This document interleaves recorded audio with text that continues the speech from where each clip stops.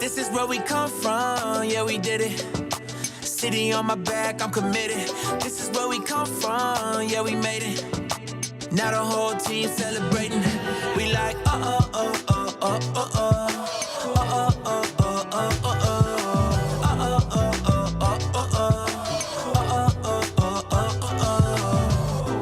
Don't mistake the new me for the old me.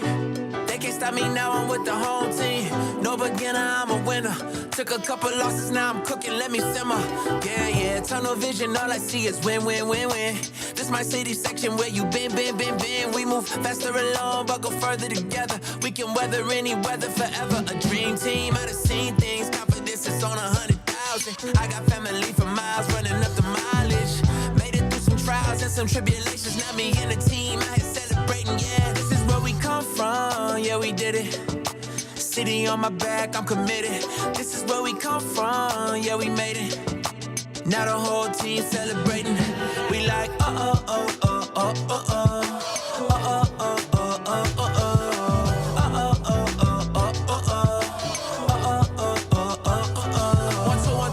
Forget the things you probably thought you knew. A new day is approaching, turn the gray skies into blue. I grew up on these same blocks, school of hard knocks. Had to get it on a hard time, took the hard shots, but we made it. Anticipated, highly decorated. The home team is winning, celebrated. The victory is all mine, and everything is alright. And you know how to see things, confidence is on 100,000. I got family for miles, running up the mileage. Made it through some trials and some tribulations. Now me and the team out here celebrating, yeah. This is where we come from, yeah, we did it. City on my back, I'm committed. This is where we come from, yeah, we made it. Now the whole team celebrating. We like,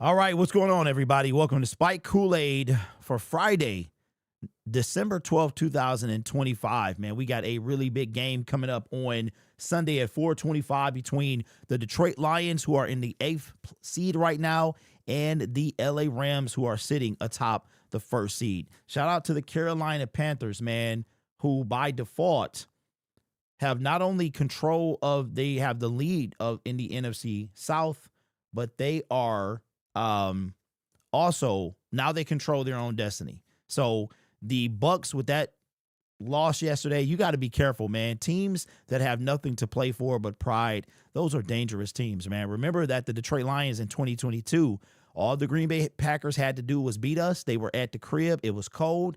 And our team said, hey, we leaving with something. You ain't. You going to the crib. So Baker Mayfield and them, Bucks fans were losing their mind yesterday.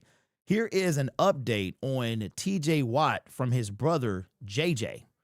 Says, if you guys don't know, he had a situation so yesterday, this is JJ Watt coming from his Twitter account, says TJ had successful surgery to stabilize and repair a partially collapsed lung suffered Wednesday after a dry needling treatment session at the facility.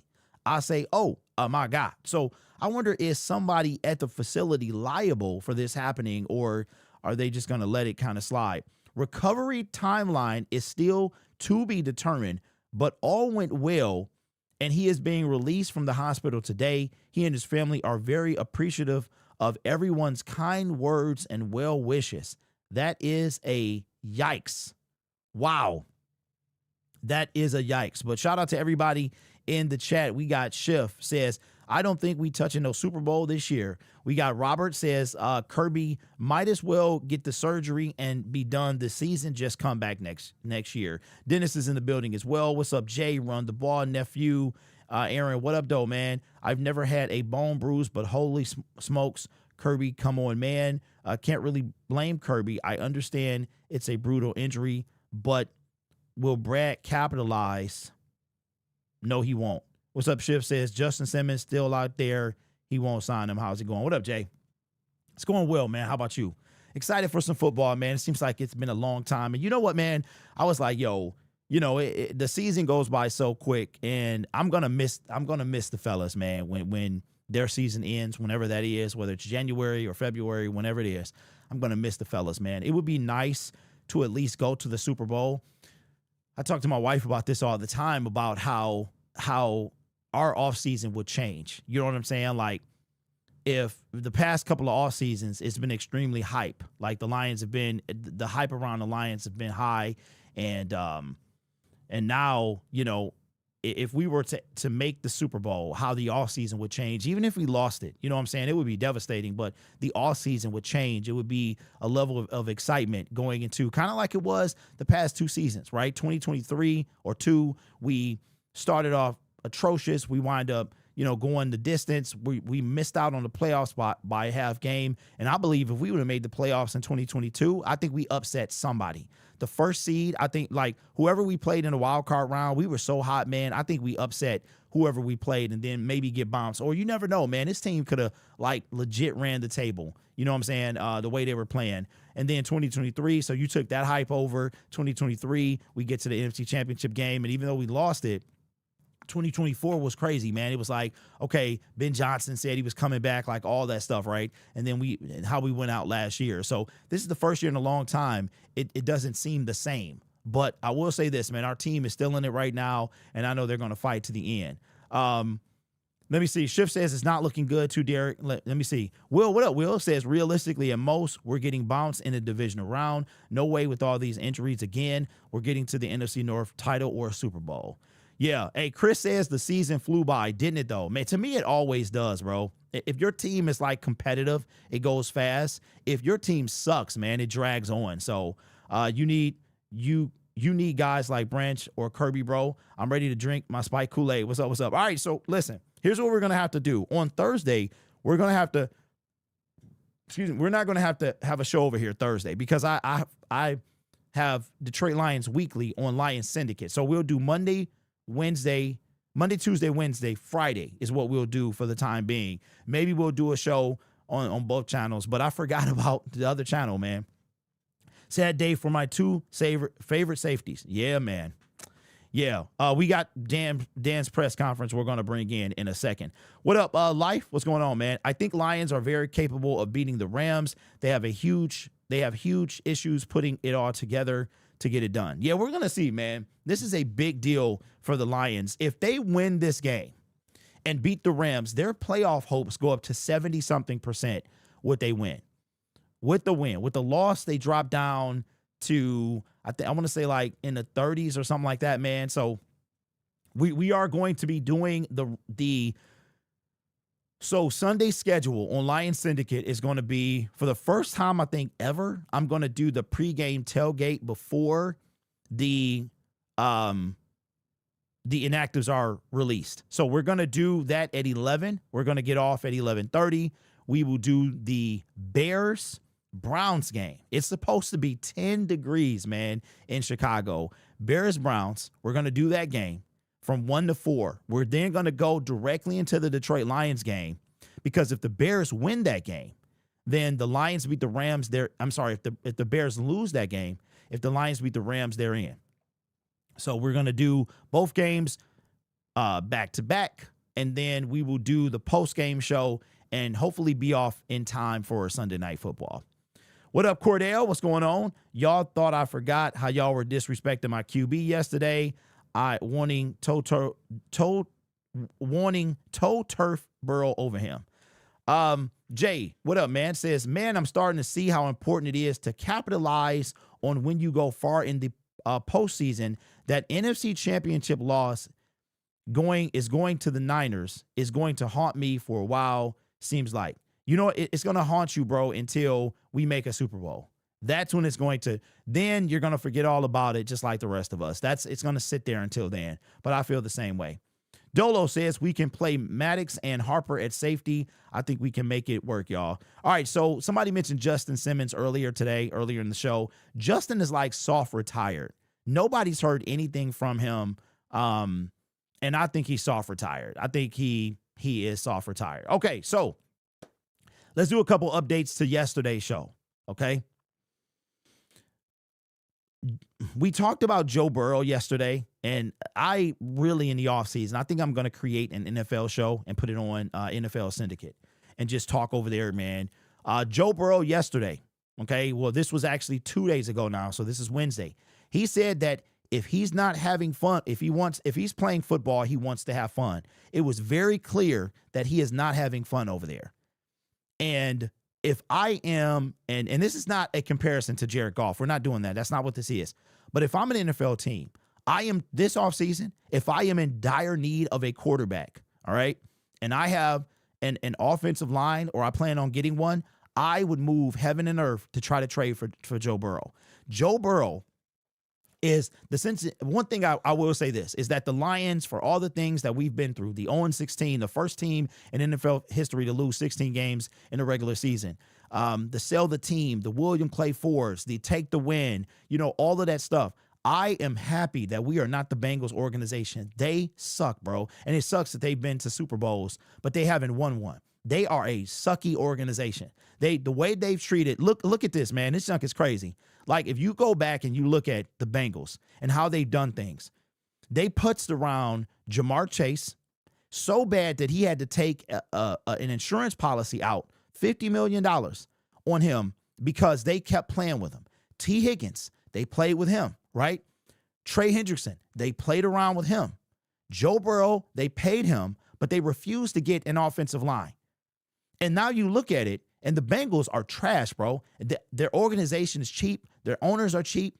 They don't appreciate who they have. And Joe Burrow needs to pull a Carson Palmer. He needs to say, I'm not playing for you. And that's it. And just live with the consequences. But at this point, does he want to play or not? So if you are like Joe Burrow could pull an Andrew Luck or a Carson Palmer. But Joe Burrow, bro, he got to get out of there. And I think we might see, I was watching some NFL show, and they were saying that the cap hit would be $42 million. It's less than Russell Wilson. So if the Bengals, right now, you're getting at least 3 firsts for Joe Burrow. What team in the NFL could trade for Joe Burrow and instantly be like Super Bowl contenders, bro? That's the team that should do it. But I just had to talk about it, man, because we talked about it yesterday. All right, let me see. Burrow to the Jets. Ooh, bro, Aaron Glenn would be crazy. He would be crazy. Harper and Maddox and Harper ain't that. Says, what's up, James? Says, I agree. If Kirby is having much trouble trying to return, he should just get the surgery and come back next year. They just extended him like last year, so we got a few years to go. Yeah, Kirby, at this point, you're talking about like 8 games, bruh. I think, what was the last time he played? Was like the Chiefs or something? Okay, if you think that, but here's the thing about Kirby Joseph. Kirby Joseph goes on IR, he could come back for the playoffs if the Lions make it. So effectively, his season is over. If he goes to IR and we miss the playoffs, he's done. But I think Kirby is done. Put him up. Because if you go to IR, like they just keep doing this every week, go to IR, right? You open this 21-day window. Is he going to be ready to come back and play in the wild card round? And then what if that wild card round is outside, man? I say just put him up, bro. Burrow to the Vikings, ooh, that would be something. That would be something, man. But I tell you what, it's going to be a lot of discussion about the Cincinnati Bengals and Joe Burrow this offseason. So I'm telling you right now, it's going to be a huge story. I wouldn't be surprised if breaking news like happens because the Bengals, their defense sucks, right? They have no offensive line, and I think Joe Burrow, he going to be one of the biggest stories of the offseason. Derek, you still think we making the Super Bowl? Schiff. I don't know if I've ever been on record saying that we were. I think maybe when I was talking about the defense, and that was back in week 9, and I was saying if the defense can keep playing like this and the offense can get itself together, then we might have a chance. But right now, bro, do I think we're making the Super Bowl? No, I don't.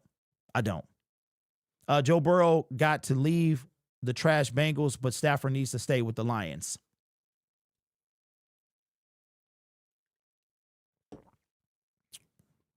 What is your point?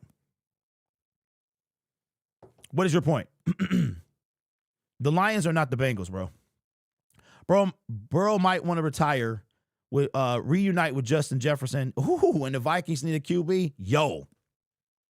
Yo, if Joe Burrow came to the Minnesota Vikings, that would be the equivalent. Like, that would be greater than the Matthew Stafford trade. And he got, how many picks do you think, how many first rounders you think Joe is at least 3?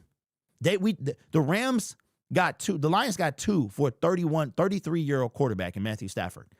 Joe Burrow is at least 3, bro. He's like the Myles Garrett of quarterbacks. Laporta and safeties, it's not hard. It's not realistic for a Super Bowl. Cordell, 81, never heard that. I heard they were trying to go. No, sir. Well, we got the press conference. We're going to bring that in a minute. I just want to talk to y'all real quick. Cordell says 3 first. I think that's minimum, bro. Would y'all give up Goff for Joe Burrow? I would not, because we need more than a Joe Burrow, in my opinion. But if we didn't have Goff, like we can't trade first round picks because we need them. We need them for pass rushers. We need them for offensive linemen. Like the time to trade first, and that's what Jay was talking about. And you know what? Let's do this, and we'll bring in the segment.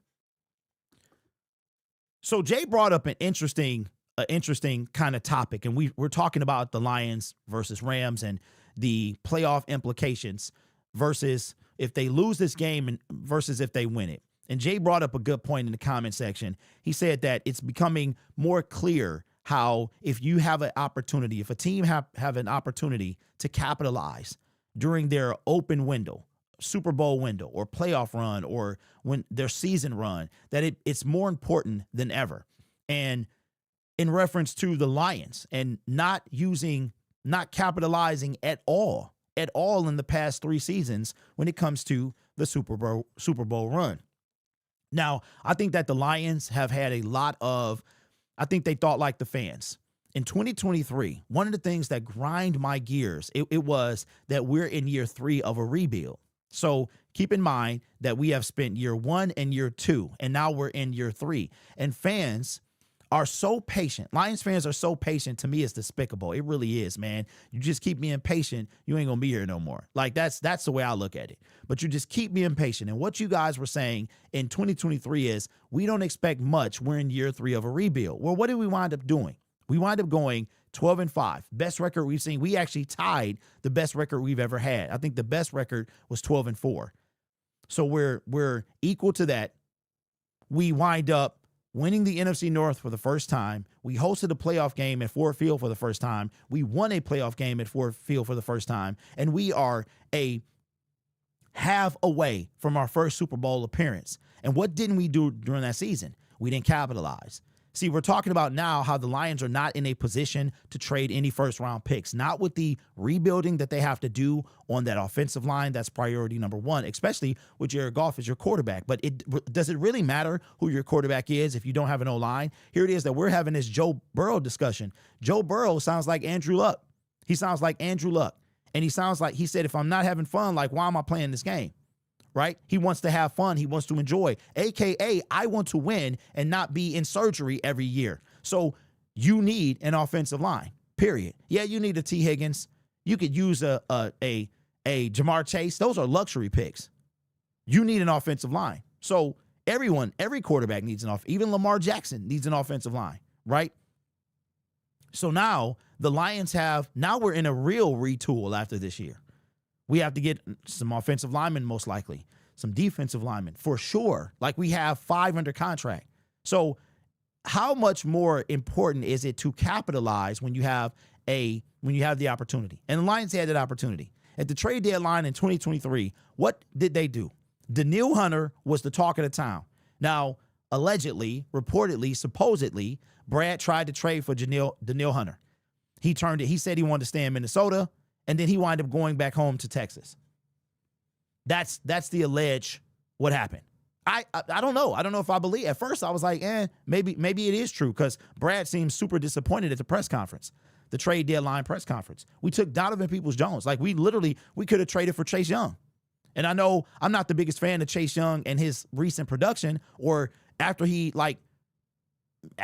2 or 3, but in in New Orleans, I mean, I think last I checked, he had 5 sacks. So, I mean, he was better than what we had. He wound up getting another 3.5 with the San Francisco 49ers. We actually played against him in that NFC Championship game, and he played in his first Super Bowl. So I'm not saying that he was the key, but he would have been better than Donovan Peoples-Jones, right? So it's even more important. There is a game that these general managers have to play. There's no doubt about it. You have to balance the future with the now, the cap of the past or the present with the cap of the now, and sometimes you guys have to deal with the cap of the past. Next year, DJ Reader is not officially on this team, but we're paying, he's on the books. He's on the Detroit Lions books with a void year. All right. Kirby Joseph, void years. Everybody on all the big contract extension people, most of them have void years. So you have to be able to capitalize when you get the chance, because there's a fine line between that window being wide open and that window being halfway open and that window being cracked.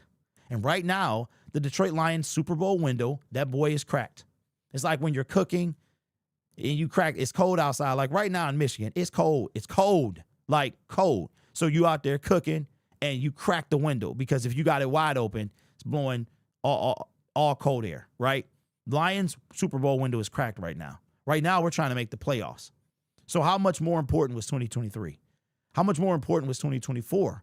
Another year that you could have made some moves and you didn't. And now you're in a position where your two starting safeties are done. One is done for the year. He might be out for a year. You may not see him until December of next year or ever. I mean, not an overreaction. Then you have Kirby Joseph. We don't know what exactly is happening with him.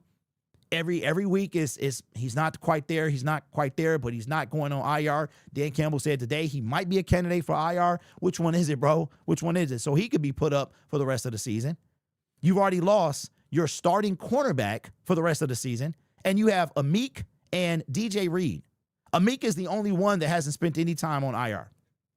And Kirby Joseph. I mean, if you miss 4 games consecutively, you might as well say you're on IR.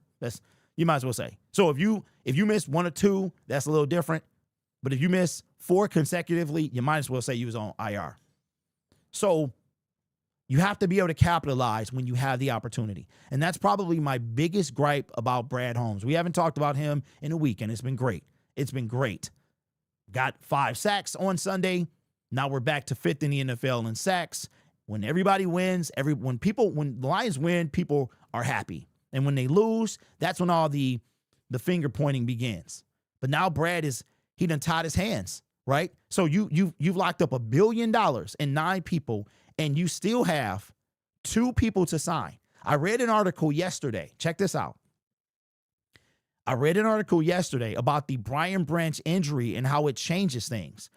The Lions said that they were, reports came out from Peter Schrager from ESPN that that Jahmyr Gibbs is the number 1 priority for the Lions this offseason. So he's going into year 4. We lock him up. I think he's going to be the highest paid running back in the National Football League. He's going to follow Christian McCaffrey, right? So I think that happens. Jack Campbell, absolutely. So now he's locked. Those 2 guys will be taken care of this offseason. So then you have Sam Laporta and Brian Branch. Both of them hurt. Both of them done for the season. We don't know what versions of them we're going to get back. So now you might have to replenish these guys. Brian Branch is done for, in my opinion, 8 months. If he's ready for training camp, that would be best case scenario. And I don't know, Achilles, man, they make me scary, because it's like you either pop it again or you pop the other one or something. And I'm hoping that doesn't happen with him or anybody for that matter in the NFL. But now next year is not only do you have to retool, you have your team, because half the roster is not going to be the roster anymore, right? But now your 2 safeties, you don't know, like we don't know what's happening with Kirby. Is he going to need surgery? How long is that going to put him out? So now we need safeties too. So we had an opportunity to capitalize. We didn't. We traded for Donovan Peoples-Jones, and now it's coming back to haunt us. It really is, man. So let me know your thoughts in the comments below. How do you feel about the Lions' current state? How do you feel about them not capitalizing on, and even when we've made a trade, it's because we had to. When we traded for Zadarius Smith, we literally had to. That's why we did it. So let me know your thoughts, man. Let me see. Where we at? Okay. Man, I missed a lot of y'all comments. Y'all was chopping it up. Okay, I read these. Burrow to the Vikings, Steelers. Would you trade Goff for Burrow? I think we read that one. Burrow to the Raiders too. So I hear that Pete Carroll is going to retire. That's what I hear. Surveys won't help. He's going to be okay. Let me see.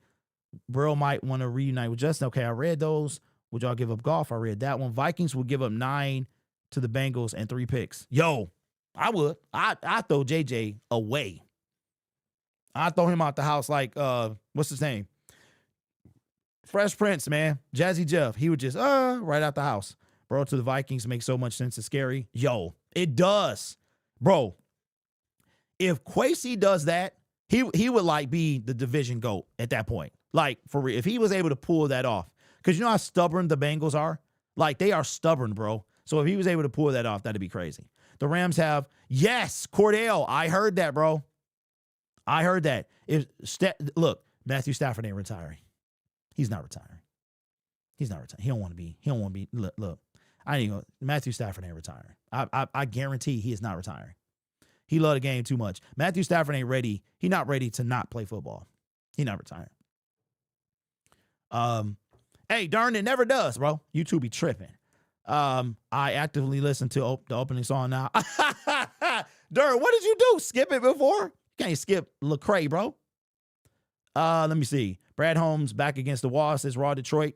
Yeah, you know what's funny is, you know how when we win, it's like Holmes is not in the crosshair, and then when we lose, it'd be like, right back in it, bro. So he got a reprieve. Gibbs and Bijan will top RB contracts. Yes, Raw Detroit, for sure. You know what? Okay, who do you think gets it? Who do you think gets the highest paid? You think the Falcons make Bijan? And Bijan is legit, bro. I was watching him last night. He is legit. He really is. He like a bulkier Gibbs, for sure. Bucks games last night, yo, that was crazy. That was crazy.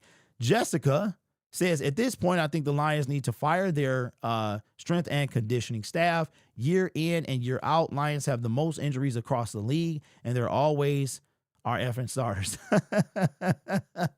Bijan is nice. They'll pay him for sure. Buy out Shadour's rookie contract and get him next season. Detroit, it ain't happening, bro. Why are we doing this? Why are we doing the Lions? They don't want nothing to do with Shadour Sanders, man. They passed on the dude like 5 times. They're not. Shadour Sanders is not coming here. That's not happening. We would trade for Joe Burrow before we brought Shadour. We're not bringing him over here, bro. We're not. The circus that comes with him, it's not happening. It's not happening. I appreciate you though, but it's not happening. Bijan will probably pay more. He could go to a contender. No, hey, Eric.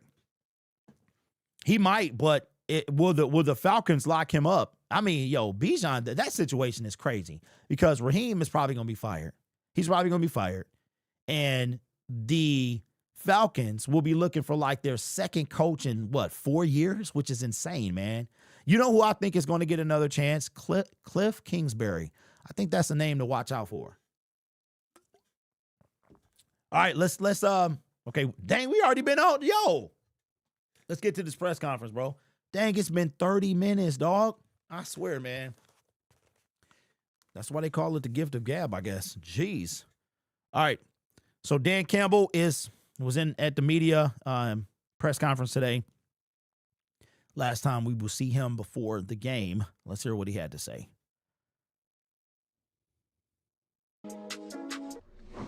All right, been a good 2 days. Obviously, red zone day here, clean up some stuff. But I like where the guys are at. We got to focus another day here and get ready to go. So excited about this challenge. Let's start with the safety situation. Obviously, Kirby and Harper were, questionable going into the week. How have they progressed through the week to either have a chance of playing on Sunday? Well, Kirby had a setback, so obviously not as don't feel as good about that. Harper will be out there at practice today, so feel pretty good about him, but we'll see. There again, I can't give you definitives right now, but but that's kind of where we're at. So we'll be good. Look, Hallett's been taking reps. DT's been taking reps. Maddox's been taking reps. I mean, we got plenty of guys, and they're getting valuable reps. So we're good. Uh-oh. We ain't good, but we still good. Not that we're good, bro. No, Dan, you didn't learn the lesson. No. All right, I will say this. No, I should be good. We back because I can hear myself. I shouldn't be muted. All right, so I will say this. Obviously, I'm no doctor, right? Because if I was a doctor, I would be doing doctor videos probably. But I'm a little disappointed, bro. If Harper is able to play on Sunday, I mean, okay, he had 10 days. He did have 10 days, and I forgot about that. But I am a little concerned, like, the fact that Harper was out there practicing, and he got lit up, bro. Like, I've seen the Tua concussions and knees and the thriller poses and stuff, but Harper's concussion, I've never seen that. I've never seen a guy like he was like this, man. It was really, really scary. Not to say that the rest of them are, but it's like, yo, if is the NFL really doing what they're supposed to do? Because you would think the way he was looking that he would be out. I know I would be terrified if I was like that. So I don't know, man. It's kind of giving me pause to like the NFL and stuff like that. But not that we're good, Dan. If I was Dan, bro, I would be like, yo, remind myself never to say we're good. Because that's crazy. Yeah, an IR candidate at this point. He hasn't played in a couple months. Could be. I mean, could be. We're at the back end of the season now, so anything, even if it's not technically long term, becomes long term because we don't have many games left. So, I guess I meant in terms of like, was it? Okay, so Dan, come on, dog. Long term, it's been like 8 games, bro. So it's literally been long term. Kirby he's missed more games than he's played at this point. So I mean, come on, Dan. That serious of a setback? How would you define that? No, I mean it's just it's bothers him. Yo, he's got that's crazy. That's the best way to say it. Just put him up. Put him up, bro. I mean, put him up. You know what? I'm confused at this point. The Lions are always trying to save players from themselves. Put him up. We done already lost Branch. Put him up. This will be the third year in a row you guys have played LA in what feels like a really big game. Do you feel like you've developed, trade aside, like a familiarity, a rivalry with this team just from playing them in so many big games? I mean, I don't. I think there is. Rod, where's my money, Bo? Rod, where's my money? Rod, you got 60 seconds to give me my money, bro. Siri, set a timer for 60 seconds. Well, why are you here? Why are you here? So you either give me my money or you get out this chat. Why are you here? No, hey, he got 60 seconds to give me my money, bro. That's it. That's it. That's why I can't look. That's why y'all gotta pay. This ain't about you, bro. Nobody asked you to be here. What are we doing? Now you could have came in a different way, but you came in with the heat. So you give me my money. That's it. You got 23 seconds.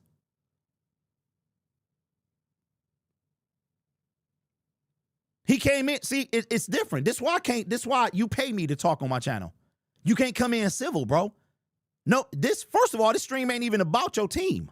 And you come in with the smoke. No, that ain't how this work on the syndicate, bro. They call me the syndicate because I'm gangster like that. So, all right, your time is up. Where my money, bro? You laughing. Oh, you mad because I'm styling on you. Okay, all right.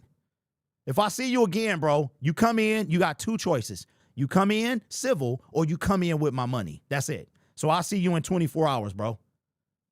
All right, now where were we? These people be tripping, bro. Nobody's This is why I can't. This is why there's a troll toll. Nobody's talking to Rod, but Rod is talking to us, and he couldn't be civil. He couldn't say hello. He couldn't say, well, good morning, good afternoon, good evening, or good night. He just came in with the smoke, so I got the smoke for him. All right, you give me my money, or you peace out.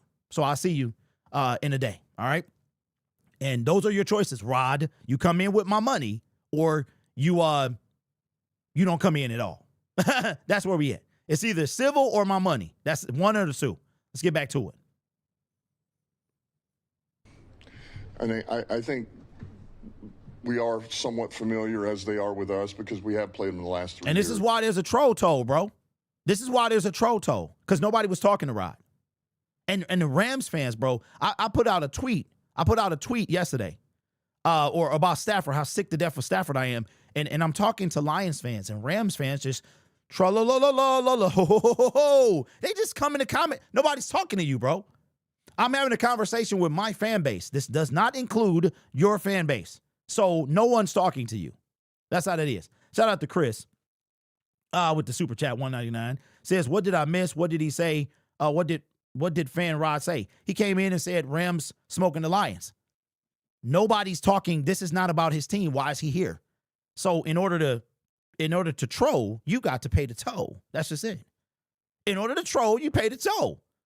Or that's it. You know what I'm saying? If you come in on solid ground and we can have a civil conversation, I might waive the troll toll. But the troll toll is here to stay.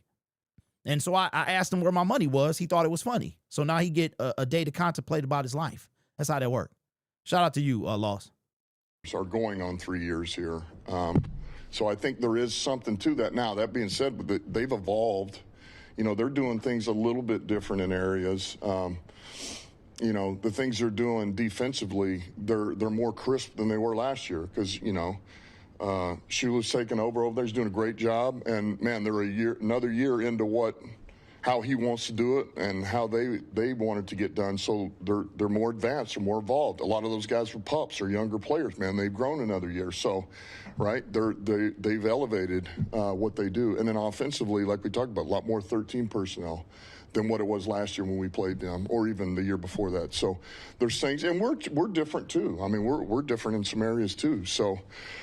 But as far as personnel, the guys you have a pretty good idea. We got a pretty good idea of what it's like toe-to-toe with Stafford, you know, with Nakua, you know, with a number of those guys over there. You know, we played Turner, you know, we played Verse and those guys. They're, again, a year older. So I think there is something to that, but it's always a chess game, and you're always trying to find the matchups. They're doing it, we're doing it, and you do it, and then you let the guys go play.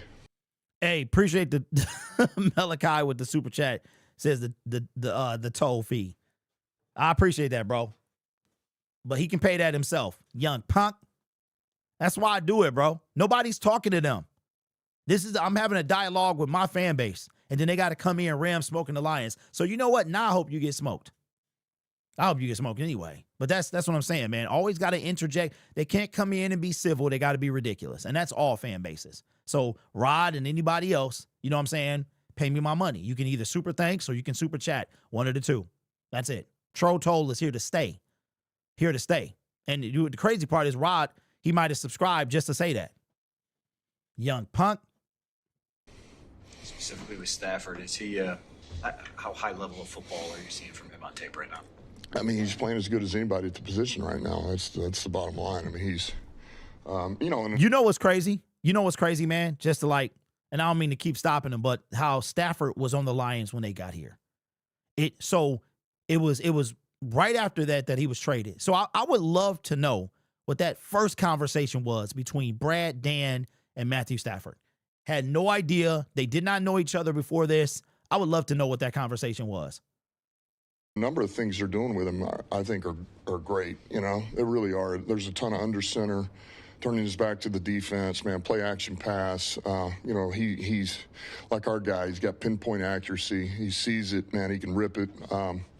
You know, obviously he's seen everything you can see defensively. He knows the looks. But he's playing at a high level. If we don't disrupt him, there you go. It'll be a long day. It'll be a long day. So we got to shut down the run as usual, and we got to find a way to disrupt this guy if we can, because he's dangerous. He throws a ton of 50-50 balls to both those guys. I think it takes maybe a different mindset from a quarterback to trust his receivers in that regard. When you're playing cornerback against that, How different is the coverage element of it when you, even when maybe you have them covered through 90% of the route, they're still not necessarily covered? Yeah, well, I think like any of these that come up, and our DBs know this, and I tell them, Shep tells them, Shea tells them, listen, you may get beat on one, but make it hard. If they make some catch that's going to go all over social media, well, good for them. It's a hell of a play. But make sure they're having to make that with you all over them, or you turn to the ball, you in their hip pocket, and they come away. If you do that, man, I'll take our guy. I'll take our guy 8 out of 10 of those. Like, we'll make that play as long as we make it hard. Now, that doesn't mean they won't come up with one, and he does. He gives his guys a chance to make a play. But that's okay, You make it hard on them. Make them earn that if that's the way it's going to be. Big picture wise, how concerned are you long term about the safety situation? Given Kirby and Brian are arguably the best safety combo in the league, and then they were obviously a big part of the future plans and just even how you structure the defense. Honestly, I'm not. I'm really not. I hate losing either one of those players. They're great players. They're great teammates. They're great. But as far as I'm really not worried. I really do trust the guys that are going back there for us. I do, man. And what you lose in a couple areas, you may gain in other areas having some of these guys back there, So, no, I'm good. As it relates to even next year, and the years after. Listen, I can't even get to next year right now. I'm not even thinking about next year right now. My focus is right now L.A. and then beyond. Once we get through this one, then we're on to the next one. Were you aware of Stafford when he was coming up through Texas high school? As a fellow Texan yourself, what kind of floor did he occupy in the state of Texas? Yeah, of course I was aware of him from afar. As you guys know, football in Texas is, it's a big thing. It's a big deal. And he was playing at a high level. It was actually one of those, man, he freaking left the state. That's what you think. I'm an Aggie or, you stay at, A&M or Texas or, so that hurt more than anything is the fact that he left and went to Georgia, but you're very well aware of the type of player he is. And, he's one of those guys, man. He put up some crazy numbers and had a lot of success in high school. 13 personnel have been a big topic this week. I know you guys like to use base a lot, so maybe you're well equipped to match up with that. But when you're kind of tasked with slowing down an innovative thing, where do you look to the past to try and find a way to stop, or I guess how do you just see what other teams are doing this season? How do you begin to attack something? Well, yeah, I think a ton of the cut-ups are, you're getting to see what some teams have had some success with. And I'll be honest with you, they've not many people have been able to stop them or slow them down. So I will be the first to admit that. But yet there are some nuggets you can find in there with what some of these teams have done that have at least made it hard for them. And you take some of that. And I do feel like personnel-wise, we're set up pretty good to handle some of this. And look, I'll bring it up again. The great equalizer is, man, you hammer the run and you get the ball out. You do that, and it changes a lot of things. So that's effort, and that's a conscious effort to go after the ball. So we got to do that again. Dan, with Tom Kennedy, how early in your coaching tenure did you identify him as someone who kind of fit the mold and identity of what you guys wanted to be? That was whatever the first training camp. You could, I think you just knew the kid's a football player. He's not a kid. He's a man. He's a football player. He's instinctive. He could play all the positions. Every time he had a chance to make a play or get in position to make a play, he made a play. And he's always done that. He's always done it. And, there's all these circumstances that come into play, and the guy's overcome a ton, and he knows, and I've said it. I'm like, there's an argument. You've earned your right. Every year on the roster, you've earned that right. But so much of it is, like we've said, you're trying to put together the best 69-man roster that you can, and that's where sometimes that falls into it. And to his credit, he just continues to go back to work. He gets on the vet squad. He kicks ass in practice, gives a great look. We throw him in on our offense, You know, if one of our guys needs a blow, he goes in at the F. He goes in at the Z. He goes in at the X with Goff and just he crushes it, right? So when his number's called, we don't miss a beat. Like, we trust him. That's why Green Bay, when we lost Saint, we put TK right in that spot. We didn't move around. Okay, we need to put Tesla here and put J-Mo here. We just put TK right there. Like, he becomes Saint. So there's a tremendous amount of trust that he's got with myself, the coaches, and with Goff, which is significant. With it being red zone day, just what makes them so good defensively in the red zone? I think teams are only at 43% against them, second best in the league. Just what is it about what they do in the red zone that's so tough? First of all, there's not very many reps. There's not a lot of red zone reps, period. You start going through that cut up, and you're like, man, not many teams are getting down there. When they do, it's hard. It's hard. I would tell you this: they're not going to let you run the ball. Like, that's the mentality. Just the way that they're going to try to get bigger than you at times. Once you get, to a certain point down there tight enough, they'll get bigger than you, and or they're going to shut down the gaps by the way they pressure. They're going to make you. They're going to make you have to do something you don't want to do. And really, most teams, if you can run the ball, that's where you have success in the red zone, is running the football. So they take away what you do best and force you to throw it in tight spaces, tight areas. So they're good, man. And their personnel is set up they're strong in the middle, they're disruptive, and then they can set edges with those edge defenders, and that makes it tough. Okay. All right, and there's our guy, Dan Campbell, that got in front of the media, and that's the last time we will see him until after the game on Sunday. Shout out to the Los Angeles, says, who have the with the super chat, $4.99, says, who has the Rams beat? That was we'll make that into a video. We will make that into a video. There's a couple more stuff. We're going to go over time today because there's a couple more topics that I want to talk about, and let me talk about these. Let me bring... Okay, I need to go here, pop this out so I can go over there because I need to bring in some things. Okay. All right, let's do it. So we got a super chat from the Los Angeles $4.99. Appreciate you, homie. He says, who have the Rams beat that was any good? Rams barely beat the Ravens, no Lamar, and Seahawks, and that's it. Don't get me wrong, we haven't either. So that's in reference, obviously, to the game that the Detroit Lions have to play against the Rams at 4:25, week 15, with everything on the line. Lions win this game, and their playoff hopes increase, and they also have a shot still at the first seed. But the Rams, to go with Steve's lost question, who have the Rams beat? The Rams, we're going to take a look at that right now and see just kind of off the top of the dome what the records were. Were they good teams at the time that they've played them? The Lions have beat one team still over 500. The Dallas Cowboys were 500. The Tampa Bay Buccaneers were 5-1, and they have only won 2 games since they played the Detroit Lions.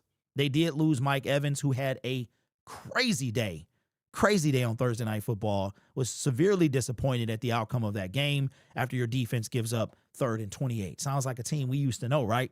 A 3rd and 28 turns into a first down. So the Lions have only beat one team over 500 at the time that they played them, and that was the Tampa Bay Buccaneers. But what about the Rams? Now, I will say this. The Lions, I'll tell you at the end of this segment who I think is going to win this game, but I will tell you this. The Lions, not only do they play great when their back is against the wall. We've been like that since Dan Campbell has been our coach. I mean, the kneecap mantra is a real thing. From the second half of 2022, we haven't looked back. Our team is 1 loss and 1 win directly after that loss in breaking the NFL record of consecutive wins after a loss at 16. Right now, they have the current record. In 2022, started 1-6, and wind up going 8-2 over the last 10 games and only missed out on the playoffs because of a tiebreaker. 2023, back up against the wall, right? 2024, bunch of injuries. So we know that that's when this team plays its best. And I'm going to tell you what else that the Lions are thinking about. The Lions are also thinking about the fact that So Dallas was, what were they? They were over 500. They were 6-5-1. Okay, that is correct. So I was mistaken. They were 6-5-1. Now they're 6-6. I thought they were 6-6. So they've beaten 2 teams that were over 500. So with the Lions, though, here's the deal. The Rams, if they beat the Lions on Sunday, they're automatically in the playoffs. They have clinched a playoff berth with the Lions. But even with the Dallas win, the Lions have beaten 2 teams out of how many games now? How many games have they played? They've beaten 2 teams that were over 500. The Bucs was probably their greatest win of a team over 500, and that was early in the season. They fell off a cliff after that. So if the Rams win this game, the Rams are in the playoffs. So you know what I'm thinking? Lions know this. Lions know all the talk between Stafford and Goff. Even though they try to act like it ain't a thing, it is a thing. Trust me. It's a thing with Jared Goff. It's a thing with Matthew Stafford. They can say it ain't. It is. We all men in the situation. We all know it will always be a thing. Even if they say it's not a thing, we know it's really a thing. But if the Lions are going to go in there feeling some type of way. And I think that also both teams are going to play for their quarterback. But I think the Lions are going to play a little harder for a guy that was thrown in the trash. And that's what our whole team is made about. All right. So to Loss's point, who have the Rams beat? Well, let's take a look. So, of course, you start the season. Everybody's 0-4. So they beat the Houston Texans. The Tennessee Titans, I'm pretty sure they did not have a win in week 2. So the Philadelphia Eagles, they did lose to that team. The Colts were rolling. And I think this was a game. Was this the game that Mitchell dropped the touchdown pass? He dropped the ball before he went across the goal line. I think that was the game. The San Francisco 49ers, they lost to them. That's a division opponent. That's going to be tough. They beat a Lamar-less Baltimore Ravens. They beat the Jacksonville Jaguars, who at this point in time were struggling. The New Orleans Saints, we know they're trash. They beat the San Francisco 49ers. They beat the Seattle Seahawks. They beat the Tampa Bay Buccaneers. They lost to the Panthers, and they beat the Arizona Cardinals. So if you had to compare the two teams of teams that the Lions beat versus team that the Rams beat, who do you think had it tougher? I will say that out of all of these teams, I think that the most kind of team that resembles, could be physical, is the 49ers. And I think when they played, I can't remember if Fred Warner was hurt the first game, but I know he was hurt the second game. So who have the Rams? Who do you think had it tougher?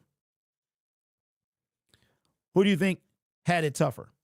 Cordell says they haven't played anyone. Cordell says we did. I say the Lions had the tougher schedule. Dallas was over 500. Yes, one age, they were 6-5-1. That's already been corrected, man. I appreciate you. Somebody else corrected. And I don't mind correcting. I need it because I have a lot that I forget. But I thought they were 6-6 when we played them, but they went down to 6-6 after the loss. Let me see. Lions had the tougher schedule. Okay, so let's compare. We're going to duplicate this page, and then we're going to pull up the Lions, and we're going to compare the Lions versus the Rams, and we'll do a side-by-side comparison after we go through the entire schedule, because that's the thing. Now, I will say this. I almost feel like the Lions are a division foe at this point. Like the Rams and Lions, that they've seen each other so much.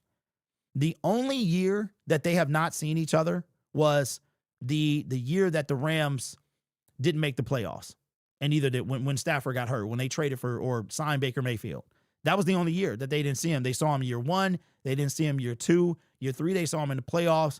Year 4, we opened the season. And year 5 is this Sunday. So it's almost like a division at this point. All right, so here is the Lions schedule at the time, okay? So the Green Bay Packers, both teams were 0-4. The Chicago Bears, they hadn't won a game. The Baltimore Ravens, okay? Cleveland Browns, they had the number 1 defense at the time. The Cincinnati Bengals had just lost Joe Burrow. The Kansas City Chiefs, the Tampa Bay Buccaneers, the Minnesota Vikings, the Washington Commanders, the Philadelphia Eagles, the New York Giants, the Green Bay Packers, and the Dallas Cowboys. So if we compare and do a side-by-side comparison, let's go here, and we'll say, okay, so out of these teams, at the time, who had a winning record when they played them? I'm just assuming because, so of course, Tennessee did not. Philly probably did. The Indianapolis Colts, the San Francisco 49ers, they did. The Jacksonville Jaguars, I'm pretty sure they did. The San Francisco 49ers, the Seattle Seahawks. You know what? I don't know, y'all. I think there might be a slight edge to the Lions. It might be because we have the Packers, right? So we've got, I think there is a slight edge to the Lions because we had to play Kansas City, but they were a game under 500 at this point. They were 2-3 when we played them. The Cleveland Browns, not a good team, but they still have a really good defense, and we only got 4 games of the season to go. So, I mean, I don't know, y'all. You know what? If I had to look at back-to-back, and of course I'm not pulling up any records anytime. If somebody wants to do that in the comment section, you can do that as far as the strength of schedule between these two teams or, their opponents. I don't know. But one thing I do know is they haven't seen the Lions this season. And I don't think there's any team in the NFL like us, a team that has a bunch of mystery men. Somebody said yesterday that the Mystery Men was a B movie. It sucked and they almost walked out. I was like, I don't know, man. It's one of the movies that grows on you after a while. Was it walkout worthy? I mean, that's your opinion, and everybody's entitled to that. I don't think it was walkout worthy. I think you might have gone into the movie with different expectations and you were let down. So you thought it was going to be like a legit superhero movie, and that's not what it was. It took a lot of time to get going. But anyway, the reason that came up because I call the Detroit Lions the Mystery Men. You have I forgot the captain's the main dude of Greg Kinnear's character of Mystery Men. He was the superstar. And then you had these throwaway guys, right? Mr. Furious. So I used to refer to myself as Mr. Furious, which is crazy. Anyway, it's a 90s thing. But that's the way I look at our team, as the Mystery Men, just a bunch of ragtag group that nobody wanted, starting with our quarterback. St. Brown was passed on by 14 receivers ahead of them. We got the throwaway Alex Anzalone. You know what I'm saying? Like, our team is just full of throwaways. And even with that, we've managed to turn the corner with this team. All we need is some talent, like legit talent at some places, and we will, we can go all the way. So let me know in the comment. And if you feel like looking up the strength of schedule between these two teams, that would be great if you want to put that in the comment section. I don't know, man. It's close to me. It is close because we've got Green Bay. They have Seattle. We got Chicago. They have San Francisco. So it really kind of comes through to those games in between. We both have played Baltimore. We both have played Philadelphia, right? So, yeah, we both played Philly, and they lost to Philly just like us. So all I know is that this game is huge. This game is huge, man, because if the Lions were to pull this off, you're talking about the Rams dropped to 10-4. The Lions would be 9-5. So the Rams would be like a half game ahead of the Lions. So it's crazy because in 4 weeks, the tide can change so much for all these teams. From the Lions going from the 8th seed to, the first seed is still in play. But this is going to be a crazy, crazy week. Los Angeles with the Los Angels with the Dono 499 says Packers have a far greater defense than the Rams have, and we put up 24 points against them a couple weeks ago. So, yeah, there's no doubt about it that the Lions, this game is going to be high scoring. I don't know if it's going to be 77 points worth of scoring, but it is going to be high for sure. So let me know in the comments below, who do you think had the tougher road so far? Who have the Rams played? Who have the Lions played and beat? And who do you think is going to win this game? Let me know in the comments. Let me see. Winning the Super Bowl is awesome. I will be real, but the main thing is to beat our rivals in the playoffs in high-stake games, which is every week. Win it all or go home. We gave the Vikings a game. Absolutely. Green Bay stole one on Thanksgiving, thanks to the refs, and the execution lost us the Eagles game. 3 games we should have absolutely won. So we would be at this point, we would be 11-2. Is that what we dog? 11-2 would be a first seed right now. That's crazy. 11-2 would be the first seed. Yo, that's so. You know what? this week, last year is when we dropped our second game. We lost to the Buffalo Bills. And we should have beat the Tampa Bay Buccaneers earlier that year. We should have beat them. But that's when Ben Johnson was getting cute and Jared Goff threw the ball like 50-some times. It was ridiculous. All right, let's do one more segment, man, because I've been wanting to talk about this dude for a minute. And I think it's time to show some love. Let me get out of here and close this out. But yeah, so what we'll do, guys, we will be on Sunday. We're doing the Bears. Like I mentioned earlier, we're going to do the Bears Browns. It's supposed to be freezing. I saw a Twitter post that the Bears, you can't bring cardboard or something to sit on. Like, so when you go to, so Green Bay, they've got the Packer Stadium sucks, man. It is so uncomfortable. I thought for some weird reason that it would be more comfortable, even though I couldn't sit, like there was nowhere to rest my back without either buying a seat, a little, or, a cushion. But it was too, so because I'm thinking, okay, it's bleacher seating, you're probably going to have just a little bit more room. Because if you go to Ford Field or any other seat, you're contained to that seat, right? Man, Green Bay sucks, bro. It sucks because if it was these people in front of us that rented you can rent the cushion just for the cheeks, or you can rent this seat that it has a back on it. And if somebody with that back is sitting in front of you, like you can't even, if your knees are straight forward, you hit them right in the back. It is so then you're like this, you're in the seat and you're trying not to hit somebody, trying not to knee somebody, because you could like cheer and then just knee them in the back. And if they don't have the backrest, then like you could legit knee somebody in their spine, bro. It is crazy. It is crazy. So, but yeah, it's supposed to be super cold in Chicago, 10 degrees at kickoff. What up? Lito says, hey, Derek, do you think our Lions should have brought Quandre Diggs home? He's on the Seattle Seahawks practice squad. I wouldn't mind, Lito, but they didn't want, what's up, Rich? They didn't want to bring him in. They don't want, I'm not sure why, but they didn't want to bring him in. All right, so let's do this, because I want to get this guy some love before we get off. Okay, go here. I don't know how loud that is. Okay.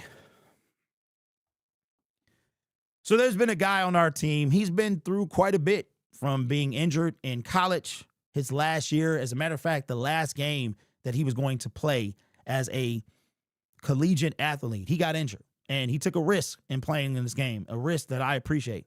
So did Hutchinson. Hutchinson played in the game as well, the last game of his college career. It was a big game.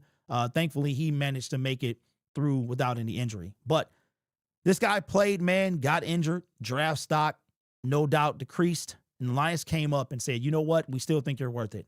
Everybody knows that I'm talking about Jameson Williams. And he's had a pretty rough start. He had a pretty rough start to his NFL career. He was hurt. Remember, there's a little bit of drama that came out, allegedly, that he wanted to play, and the Lions kept holding him off. He kept holding him back and back. So we see J-Mo.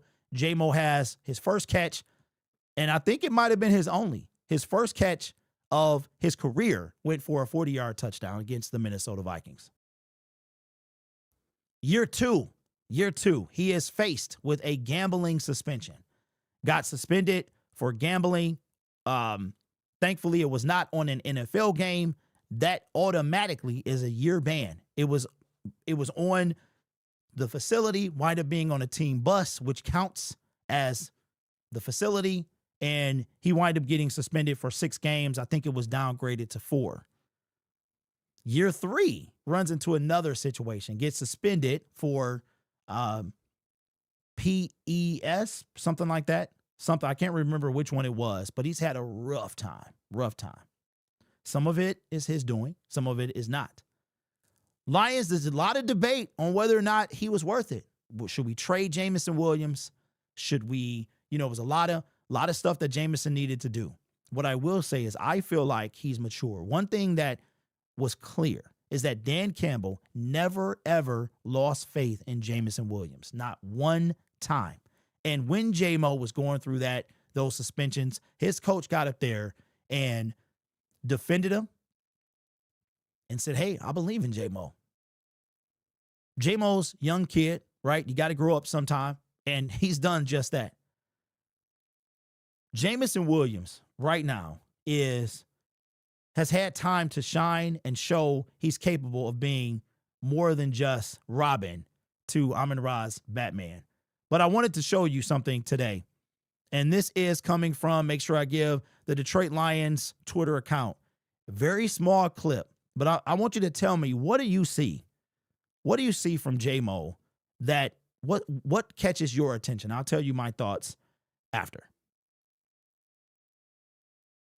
After the game, Goff said you were turned into one of the most reliable guys he's ever played with. Just what has played into your guys' relationship and getting on that same page to where he's like, this is one of the most reliable guys. He's my guy, man. You know, and it's all part of the game. You know, we work with each other. You know, we build with each other. We basically live with each other, see each other every day. We in here, you know, working on our game. And that's what we do.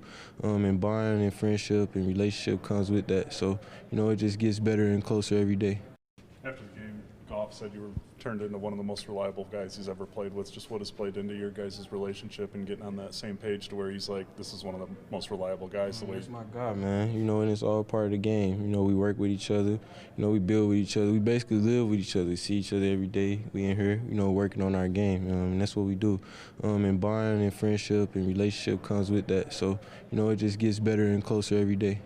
After the game. All right. What did you take away from that? It was so much. That was a 26-second clip. That's it. Just 26 seconds. Took a lot away from that. The first thing that stood out to me was Jamison's maturity. That was the first thing. He's not the same Jamison Williams he was 4 years ago when we drafted him.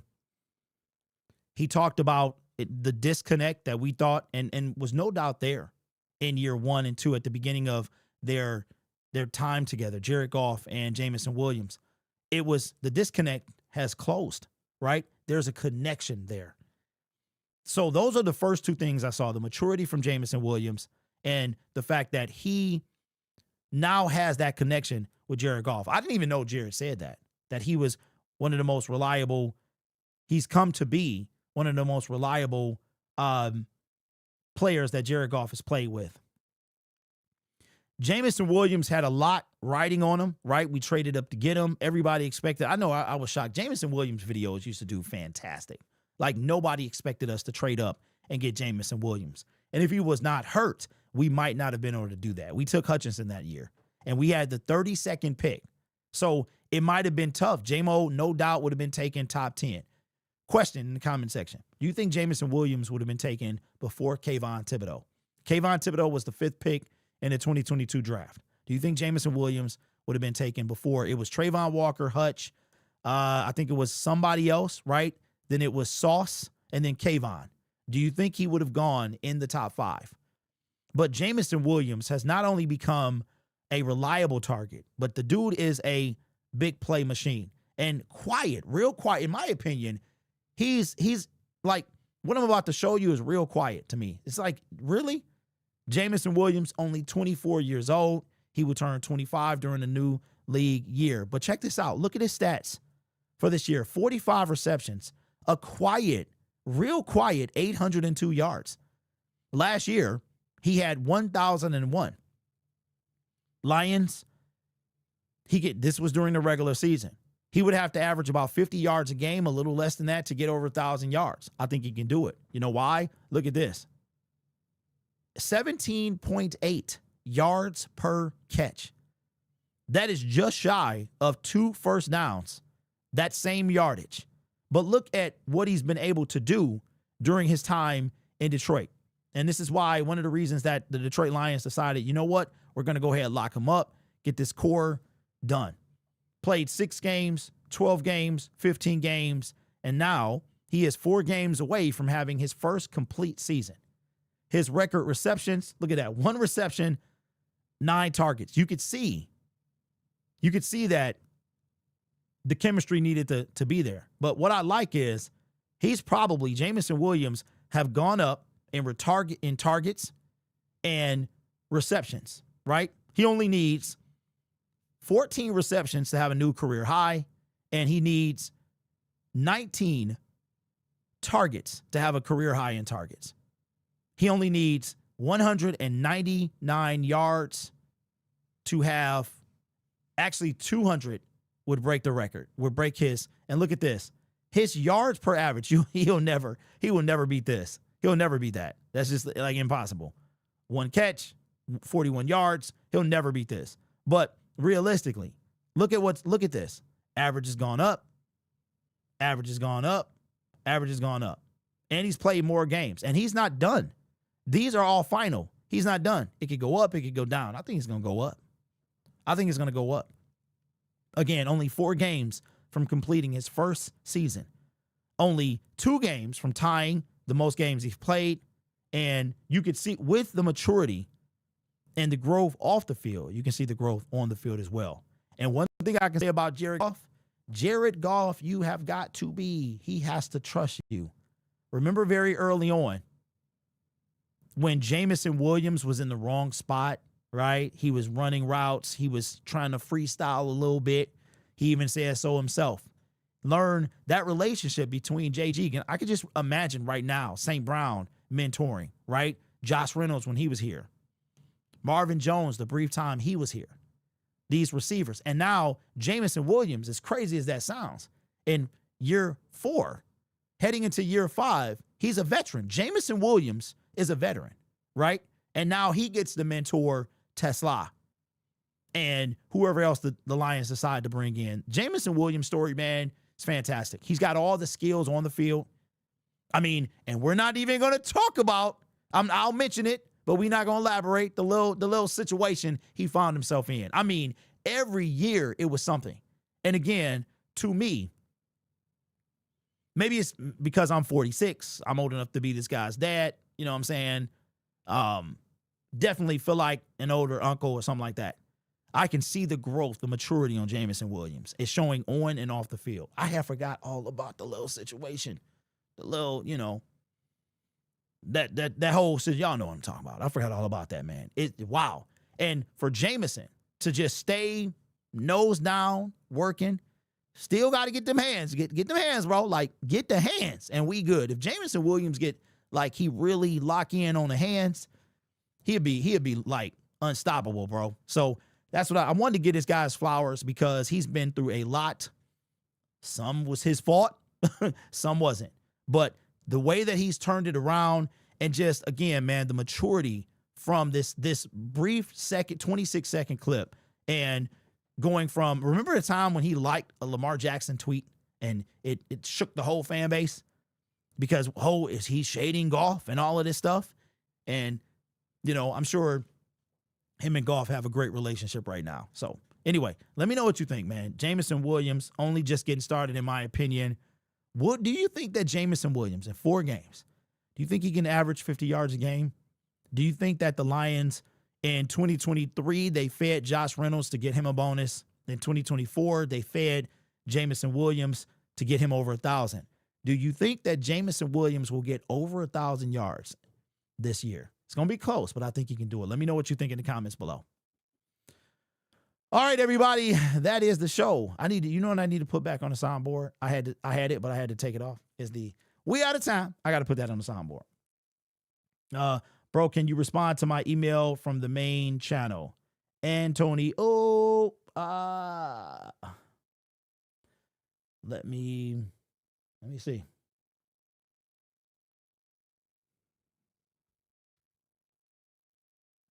When did you send it, bro?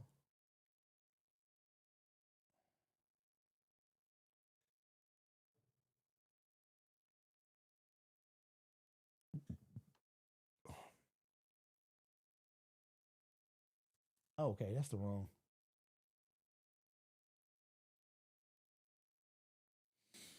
Last month. Oh, shoot. I'll look at that off air, bro. I say, oh my God, my bad, bro. I look at that. I thought it was like recently. I'll look at that off the air. Okay. All right. Eric, nephew says, can I get a look? You know what, nephew? You sure can. It's been a minute. It's been a minute. Y'all know what's up. Shout out to Lamar Wilson, bro. He got maybe the greatest YouTube theme song I think I've ever heard. Here we go. He's the funniest guy who gets the job done. Likes and how-tos, renovates, so fun. Man, he's so crazy, better pick up the thumb. Lamar Wilson. Lamar Wilson, man. Shout out to Lamar Wilson Jackson, bringing back the old Lamar Wilson, man. I've been a little nice to him this year, but Lamar Jackson Wilson, bro. Man, oh, man. I think it's going to be this offseason for the Ravens is going to be something else. But anyway, thanks, everybody, for subscribing to the channel. We grow every day on this channel. We hit 5,400 today or yesterday, and I'm sure I don't know what it is, man, but this channel is growing. Before we get off, I got to show some love, bro. Pistons. The Pistons are playing tonight. The Atlanta Hawks. One thing about the NBA that I forgot about, because it's been a long time since I really watched the NBA. Last time I watched the NBA was, you talking about, Chauncey, Rip, Rashid, like Ben Wallace. You know what I'm saying? I was watching it in the mid 2000s. But I forgot how often you play the same teams. It'd be like, dog, we just played y'all yesterday. We played Milwaukee. We played it's like, yo, man, we playing the same teams over and over, bro. Like, it's crazy. We done played Milwaukee and Atlanta like 2 times in the last 2 weeks. It's crazy. It is crazy, man. But yeah, I will see you guys on Sunday. Make sure you guys come in for the pregame tailgate on Lion Syndicate. We're doing the Bears-Browns. Bears lose, Lions win. Lions are in for the moment. We're going to be doing that at 1. We're going to go directly into the Rams-Lions and then do the post-game show after that. All right, so be sure you guys do that. And of course, man, I'm trying to work on some content creators to join the team and give y'all some legit, Woodward Sports, give you a break from them guys. And also, in the offseason, I'm going to work on whatever I have to fix in my software to bring on guests. We'll try to reach out to some creators and, fans alike. All right. So I will see you guys on Monday. Go Lions. Will the Lions be 9-5 or 8-6? Still fighting for their playoff lives. All right. I'll see you guys then. Go Lions. Oh, shoot. That's the old. Y'all forgot that mug was on there. We got to do it right, bro. We got to do it right. It's this one.